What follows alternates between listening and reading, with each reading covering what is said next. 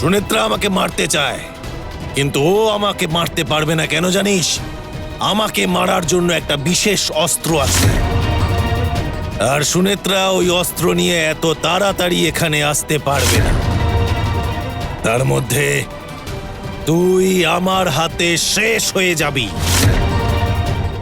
আমার জন্য অনেক কিছু করেছিস, কিছু মনে করিস না। তোকে হত্যা করা ছাড়া আমার কোনো উপায় নেই। না কর্ণ, কর্ণ, করিস না কর্ণ। ছেড়ে দেব? না কর্ণ।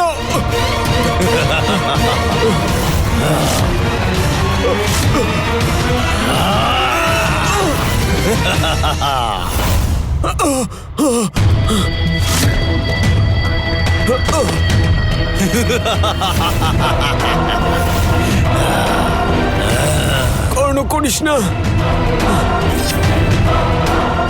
এমন করিস না কর্ণ, এমন করিস না।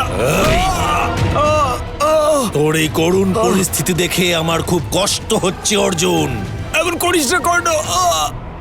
কেমন দুঃখজনক পরিস্থিতিতে আছিস দেখ। তুই একজন সাধারণ মানুষ মাত্র। আমার হাতে মৃত্যু ছাড়া তোর আর কোনো উপায় নেই রে। মৃত্যুর জন্য এবার প্রস্তুত হ।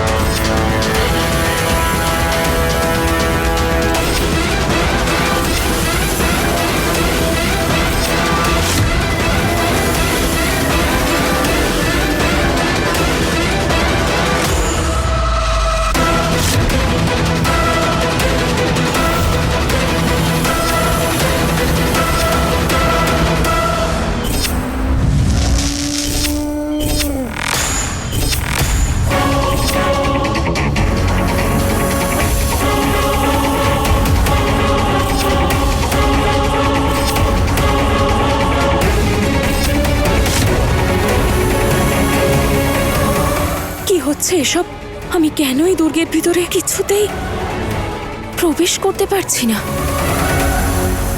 ওইদিকে তো আরেকজন নাগিনী আছে, তা সত্ত্বেও কেন আমি সেখানে যেতে পারছি না পরমেশ্বর?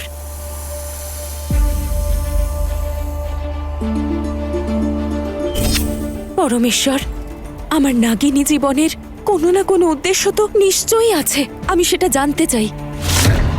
সেই অস্ত্র যা দিয়ে ওই অসুরকে বধ করা সম্ভব, তা যদি আমি খুঁজেই না পাই, তাহলে আমি এই নাগিনী জন্ম কেন পেয়েছি?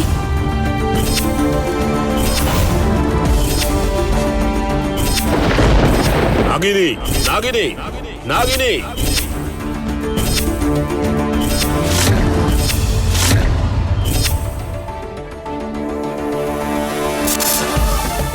তাহলে সেই নাগিনী আর অস্ত্র এক জায়গায় হলে সেই অস্ত্র দিয়ে ওই অসুরকে শেষ করা যাবে, আর এটা একমাত্র উপায় ওই কর্ণকে চিরতরের জন্য শেষ করে দেবার।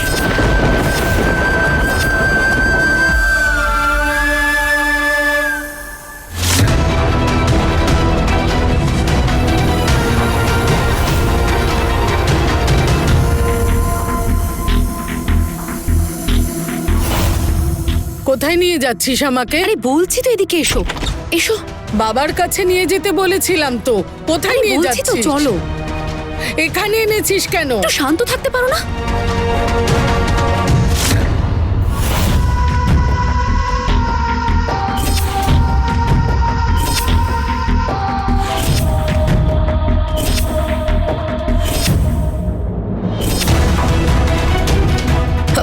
দিদি, এই ঘরে কি হচ্ছে আমি সবকিছু জানি, সবটা।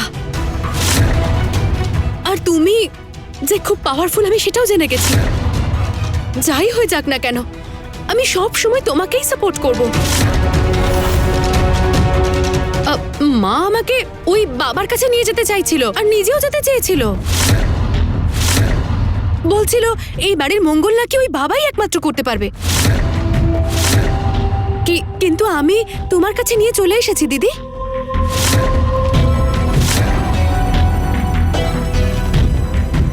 আমিও তোমাকে সাপোর্ট করব দিদি। এই বাড়ির জন্য কোন কাজটা সবচেয়ে ভালো আর কোনটা মন্দ সেটা তো তুমিই সবচেয়ে ভালো বোঝো দিদি। বৌদি, তোমার চিন্তা করার কোনো প্রয়োজন নেই, আমরা সবাই তোমার সাথেই আছি।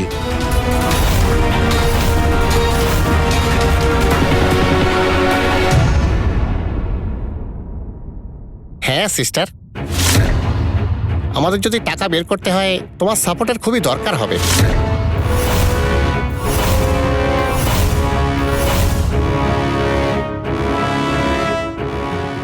এ কি করছো তোমরা? আহ, তোমরা তোমরা কেউ আমার ছেলে রাজশেখরের মতন না। তুই কি সত্যি আমার মেয়ে? তুই কি আদৌ আমার ছেলে?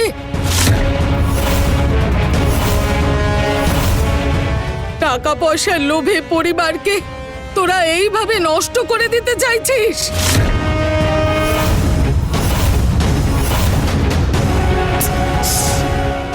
কোন পরিবারের কথা বলছো তুমি বলো তো? হ্যাঁ, হ্যাঁ, আমার তো প্রথম থেকেই সুনেত্রা আর কর্ণর ওপর সন্দেহ ছিল মা। ওরা দুজন কখনোই কোনো সাধারণ মানুষের মতন ব্যবহারই করতো না।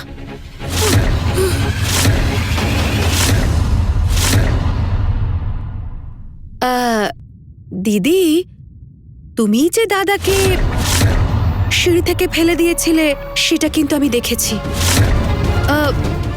মানে ভুলবশতই দেখে ফেলেছি।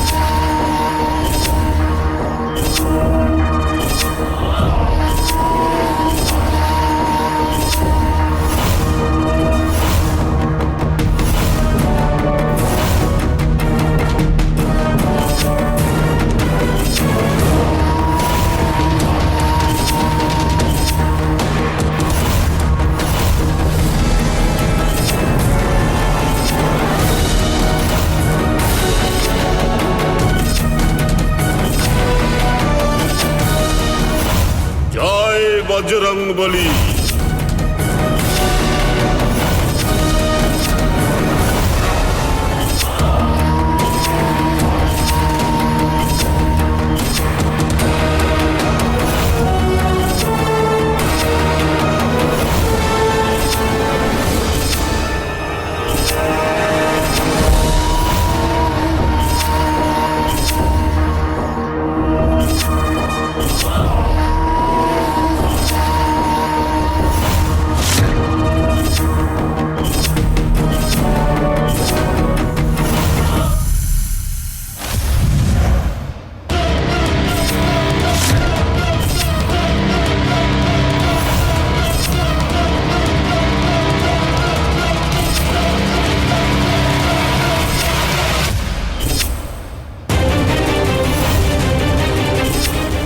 হে পরমেশ্বর, আমাকে সেই অস্ত্র খুঁজতে, সেটাকে পেতে আপনি আমায় সাহায্য করুন।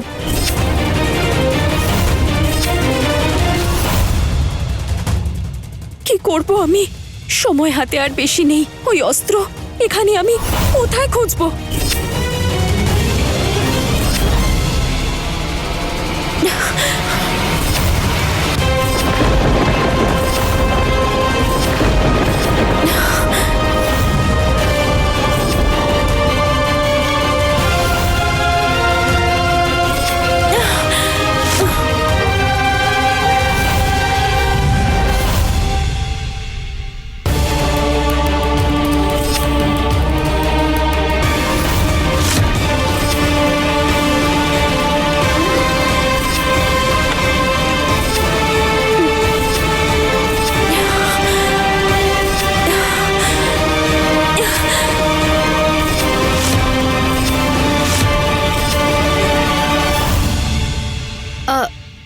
তখনই বুঝে যাই এই বাড়িতে কিছু একটা গন্ডগোল চলছে। সেই মুহূর্ত থেকেই আমি তোমাকে আসলে ফলো করতে শুরু করে দিই।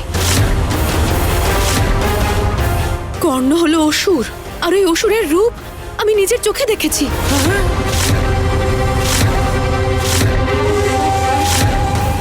অসুর? আমি আসলে তোমাদের দুজনের মধ্যে যা যা কথা হয়েছে সব শুনেছি। আর তাছাড়া সুনেত্রার নাগিনীর রূপও আমি দেখেছি, নিজের চোখে দেখেছি।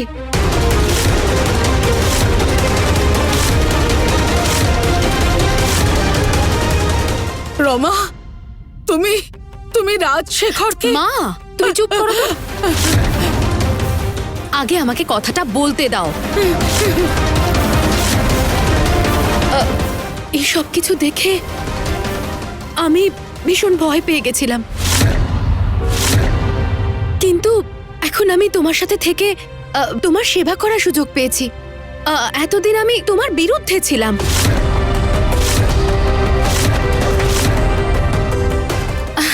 কিন্তু এখন আর এরকম কিচ্ছু আমি করতে চাই না দিদি। আজকের পর থেকে আমি সব সময় তোমাকেই সাপোর্ট করব দিদি। আমি সব সময় তোমার পেছনে থাকব, তোমার সেবা করে যাব। আমাকে তুমি তোমার ছত্রছায়ায় থাকতে দাও, আমাকে ফিরিয়ে দিও না প্লিজ দিদি, প্লিজ। তোমরা যে ভেবেছো আমার সেবক হয়ে থাকবে সেটা আমার খুব ভালো লাগলো। আমার সাথে থাকলে তোমাদের লাভই হবে। আমার ছেলে কর্ণ খুব বড় একটা অসুর।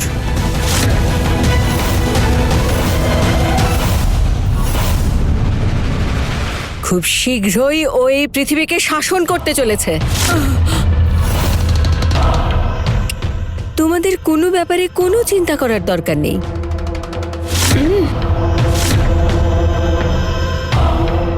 এবার আমাকে বলো, তোমার মায়ের সাথে কি করব?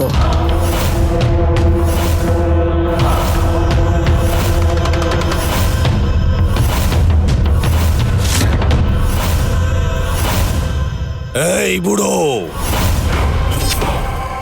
কে তুই? আমাদের মধ্যে তুই আসিস না। আমি হলাম বাবা বজরঙ্গী। আমি প্রভু হনুমানের সেবক,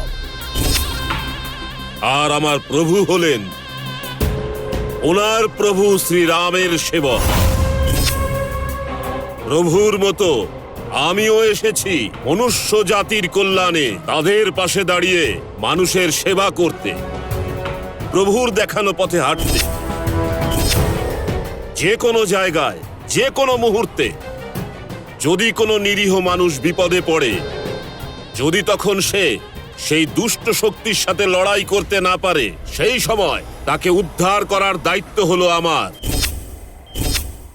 যে কোনো জায়গায়, যে কোনো মুহূর্তে যদি কোনো নিরীহ মানুষ বিপদে পড়ে, যদি তখন সে সেই দুষ্ট শক্তির সাথে লড়াই করতে না পারে, সেই সময় তাকে উদ্ধার করার দায়িত্ব হলো আমার।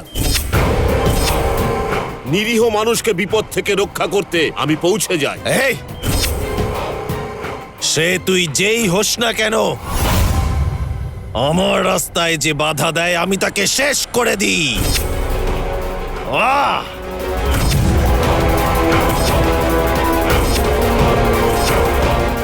আহ!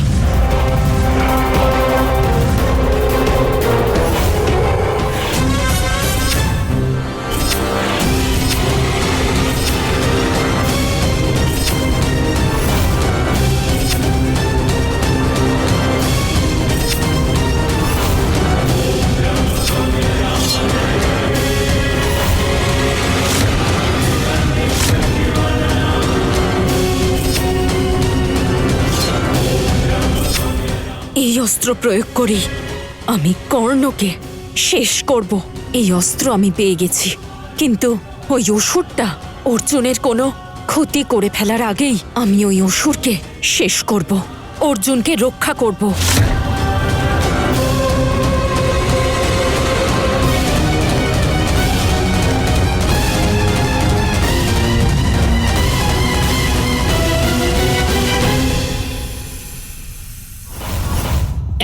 শোনো না দিদি, মাকে এবারটা একটু বুঝিয়ে সুঝিয়ে ছেড়ে দাও। না না, আমি ওনার প্রাণ নিতে চাই না। উনি আমাকে একদিনের জন্য কোনো রকম কোনো কষ্ট দেননি।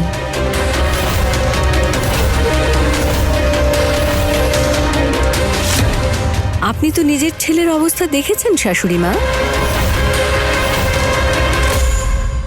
ওকে আমি একটা মৃতদেহের অবস্থায় এনে দিয়েছি।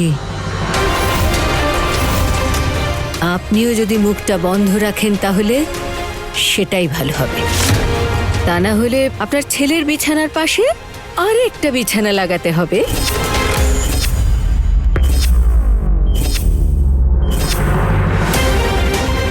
ভুল করছো তুমি রমা। মা, আমার মুখ বন্ধ করতে পারবে, কিন্তু ভগবানের মুখ কি করে বন্ধ করবে? আজকে তোমার রাজত্ব চলছে, কিন্তু একদিন আসবে যেদিন ভগবানের হিসেব করবেন। সেই দিন তুমি নিজেকে লুকোতে চাইলেও লুকোতে পারবে না। মা, আজ আমি তোমাকে কিছু করতে পারবো না। ভগবান তোমাকে উচিত শিক্ষা দেবেন। ভগবান উচিত শিক্ষা দেবেন, বলে দিলাম তোমাকে, ভগবান শিক্ষা দেবেন। মা, মা আমার কথাটা শোনো। আরে মা, মা, আমার ছেলের শক্তির সামনে ওই ভগবানের শক্তি কোনো কাজ করবে না।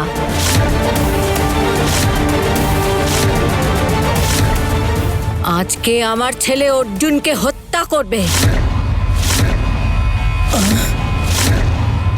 সুনিত্রাকে নিজের করে সে নাগমণিকে নিজের হাতের মুঠোয় নিয়ে নেবে।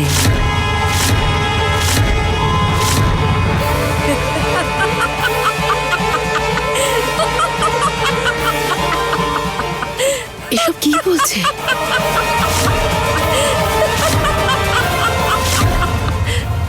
কি হলো কি? নাগমণি,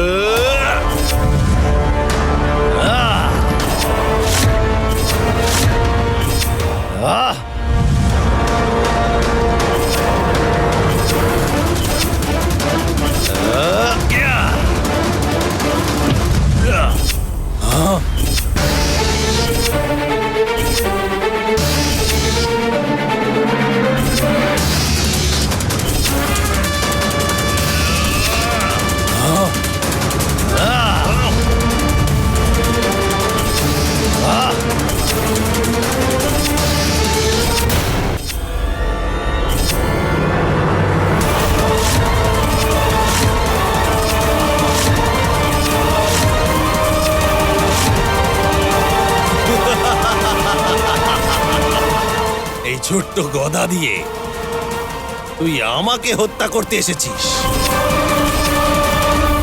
তুই আমার শক্তি জানিস না। আমি অসুর। আমার সামনে এসব তুচ্ছ।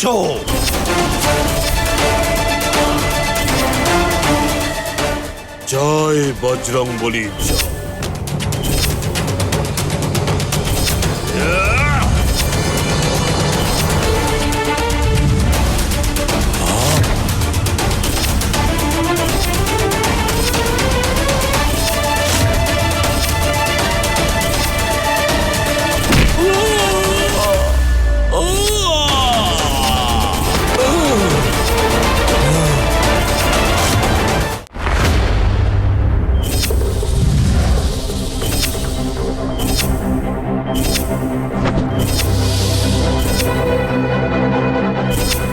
এই সাধু বাবা তো দেখছি খুবই শক্তিশালী। আমি ভুল করে একে তাচ্ছিল্য করেছিলাম। এবার ওকে আমার মায়াজালে ফাঁসাতে হবে। হ্যাঁ,